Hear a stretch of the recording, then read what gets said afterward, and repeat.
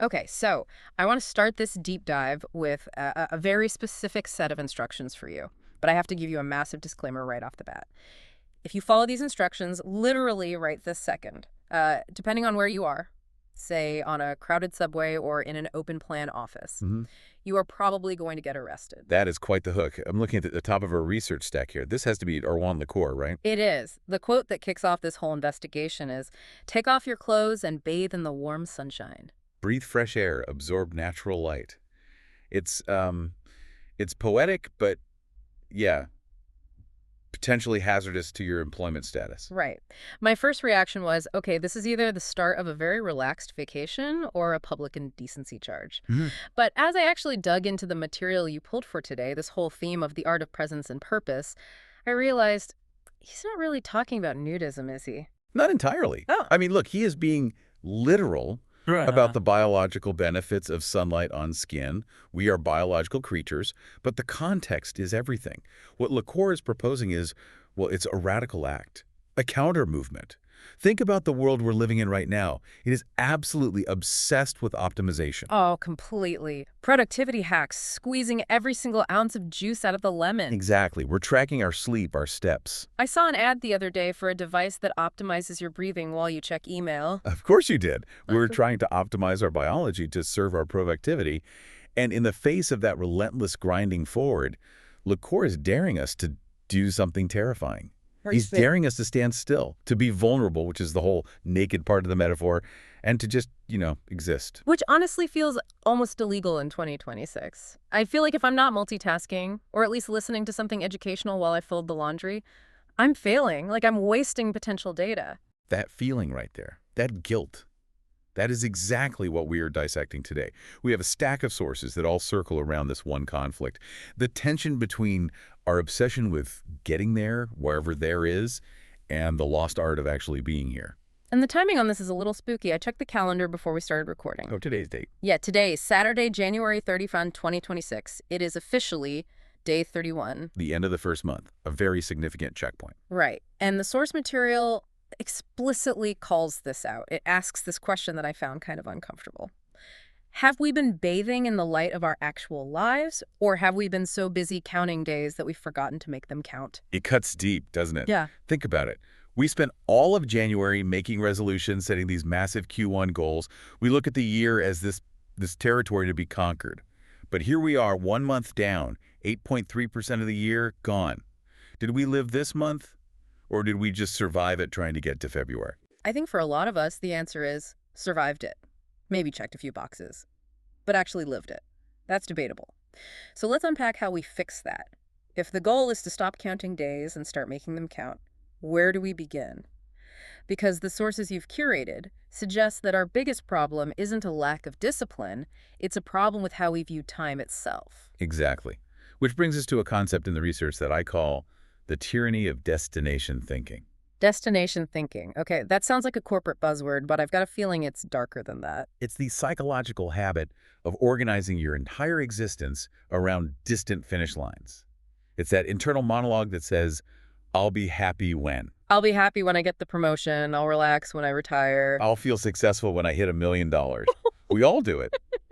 But the danger, and the sources are very clear on this, is that we are constantly trading the reality of now, which is the only thing we actually have, for the fantasy of later. There's that Ralph Waldo Emerson quote in the stack, "Life is a journey, not a destination."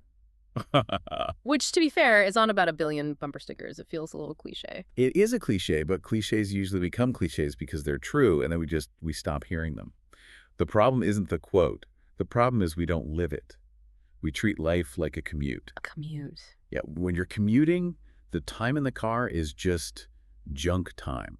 It's an obstacle. You just want to get there. If you treat your life like a commute to a goal, then 99% of your life is just traffic you have to sit through to get to the good part. That is a depressing image. The living part becomes the traffic. And that is where the wisdom literature in our sources offers a specific counter strategy. It uses this fitness analogy that I think clarifies it perfectly. It says, don't count the reps, make the reps count. Okay, play devil's advocate with me here. If I'm in the gym and I'm doing a plank and my abs are screaming, I am absolutely counting to 60 so I can stop. How do you not count? But that's exactly the trap. If you are just counting to 60, your attention is on the future. You are suffering through the present to get to the future relief. You're dissociated. But if you focus on making the rep count, your attention shifts to the muscle, to the tension, to the form. You are actually in the exercise. So the quality of the attention changes the experience. The quality of your attention determines the quality of your life. If your attention is always on the number, the bank account, the days left until vacation, you miss the sensation of living. You're literally skipping your own life. There is a specific aha moment in the text that really helped ground this for me, because be present is hard advice to follow when you're stressed. It comes from the physician William Osler. Can you break down his visualization? Yes, Sir William Osler, a legend in medicine. He was dealing with medical students who were completely overwhelmed by the sheer volume of knowledge they had to learn, the life and death stress of it all. And his advice was, think not of the mount to be accomplished, the difficulties to be overcome, or the end to be attained. So don't look at the mountain. Do not look at the summit. If you stare at the summit, you get vertigo. You get paralyzed by the scale of it. How will I ever climb that? The anxiety spikes. Instead, Osler said, set earnestly at the task at your elbow, letting that be sufficient for the day. The task at your elbow. I love that phrasing. It's brilliant because it shrinks the world. The mountain is too big, but the task at your elbow, writing that one email, folding that one shirt, you can do that. It restores your agency. It reminds me of that phrase in the notes, una jugada a la vez. One play at a time. Yeah. Exactly. Whether you are playing a sport, building a career, or raising a kid, you cannot play the whole game at once. If your head is in the fourth quarter, thinking about the scoreboard or the trophy, you are going to fumble the ball right here in the first quarter. You have to be where your feet are. This leads to a practical question, though, because I can hear a listener thinking, okay, I'm looking at my elbow, I'm doing the task, but if I never look up at the mountain, how do I know I'm going the right way?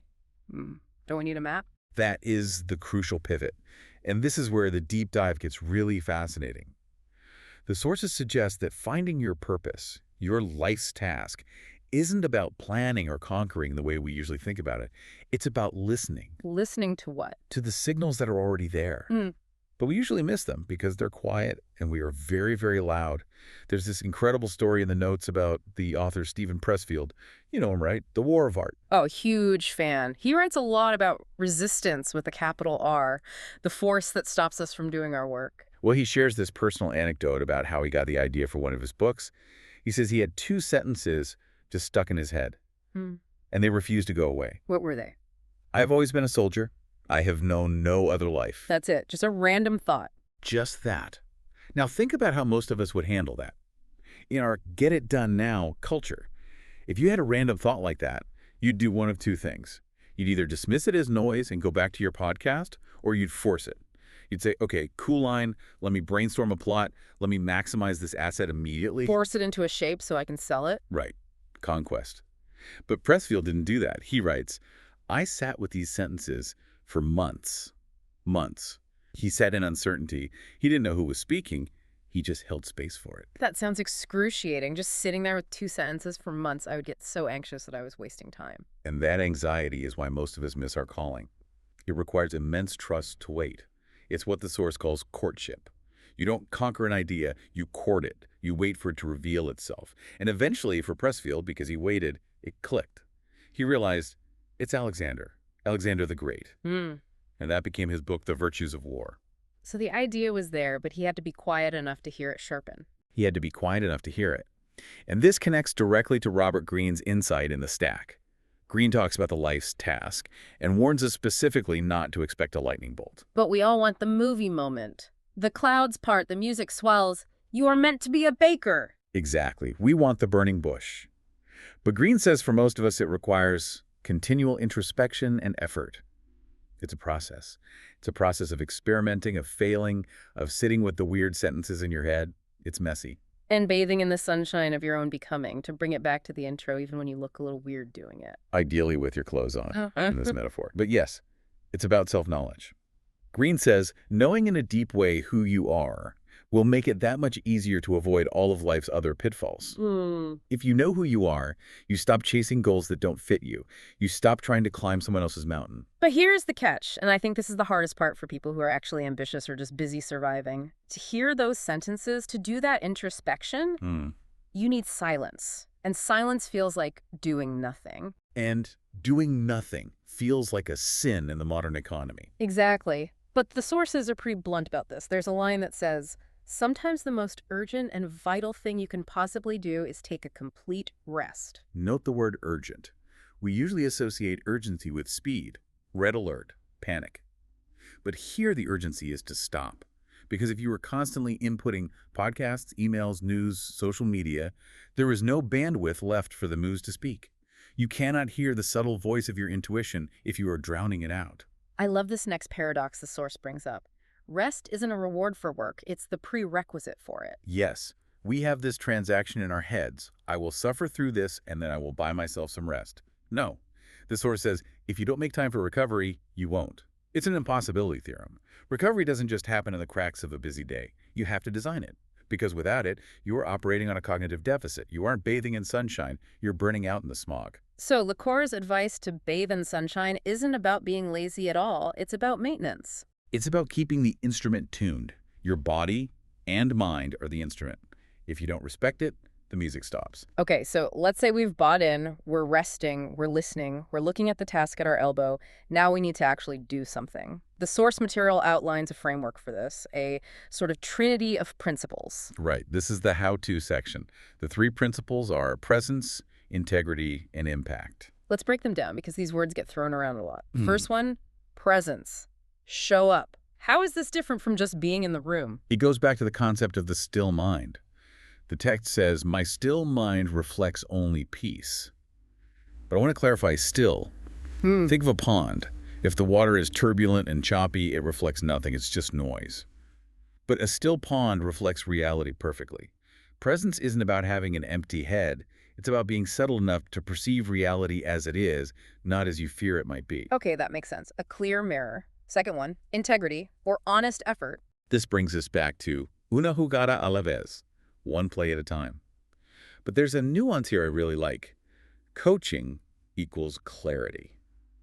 Good instruction is simple. Honest effort isn't about performative hustle. It isn't about staying late just so the boss sees your car in the parking lot. That's looking busy, not working with integrity. Exactly. Integrity is doing the thing that needs to be done, simply and well. It's stripping away the drama. And the third one, impact. Make a difference. This is where we turn outward. If presence is internal and integrity is the action, impact is the result. We have a quote from the Buddha here. Happiness comes when your work and your words are of help to yourself and others. And Althea Gibson adds to that. No matter what accomplishments you achieve, somebody helped you. That is so important. It dismantles the self-made myth. We are all part of a web. Impact isn't necessarily about being famous. It's about being helpful to the person next to you. It's realizing that we rise together. So, show up, give honest effort, make a difference. It sounds like a set of rules, but then the source throws a curveball. We have a section called the Picasso Rule. Ah, yes. Pablo Picasso. Learn the rules like a pro. Break them like an artist. I feel like a lot of people, myself included, want to skip straight to the breaking part. We want to be the disruptor before we understand the industry. They do. They want to improvise jazz before they know the scales. But people forget Picasso could paint realistically better than almost anyone in Europe before he started doing Cubism. He mastered the form first. He knew the rules so well that breaking them was a conscious choice, not a mistake. So how does this apply to bathing in sunshine? In life, you have to internalize these fundamentals we just talked about: rest, presence, honest effort. You have to learn the rules of being a healthy, functioning human. Once those are in your bones, then you can improvise. Then you can break the mold and create a life that is uniquely yours. But you can't jazz riff on a guitar you don't know how to hold. That is a great image. You have to know how to hold the guitar before you can smash it on stage. Right. Structure enables freedom. It doesn't inhibit it. Okay, we are moving into the final segment here, and this is where the water gets deep. We've covered the tactical stuff. Now we're talking philosophy mortality, the big picture. The sources bring up memento mori, meditating on death. Which sounds morbid. I know some listeners might recoil at that. Why are we talking about death on a Saturday? It does seem like a downer. But the intent isn't to be sad. It's to be awake. The text encourages us to meditate on mortality, to strip away the trivial. When you realize your time is finite, you stop tolerating things that don't matter. You stop holding grudges. You stop scrolling mindlessly. There's an Emerson line here I underlined. Truth is the property of no individual, but is the treasure of all men. It reminds us that we are just passing through. We don't own the world. We are stewards of it. We are stewards of this moment.